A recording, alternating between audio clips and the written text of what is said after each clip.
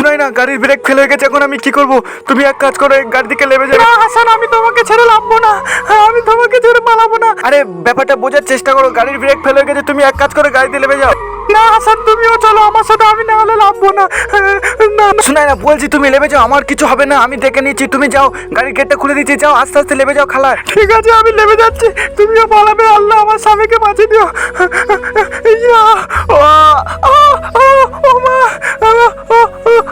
কে আছো? সামনে তো হটে যাও, গাড়ির ব্রেক ফেল হয়ে গেছে, হটে যাও।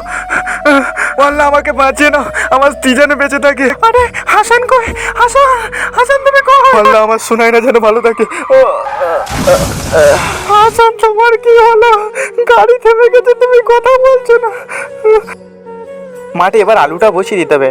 আরে কিরকম একটা অ্যাক্সিডেন্ট আওয়াজ হলো, গাড়িটা ওখানে পড়ে আছে। আরে মনে হয় ওর পরিবারে কিরকম আছে, তাড়াতাড়ি যেতে হবে আমার। অ্যাক্সিডেন্ট হয়েছে কি তা কি জান? আরে ও দাদা, গাড়ির ভেতরে কি হচ্ছে? আরে ওই সাইডে একটা মেয়ে আছে। ও দিদি, দিদি তুমি ঠিক আছো? দিদি তোমার কিছু হয়নি তো? ওটো ওটো। দাদা আমাকে ছেড়ে দাও, আমার স্বামীকে গিয়ে বাঁচাও।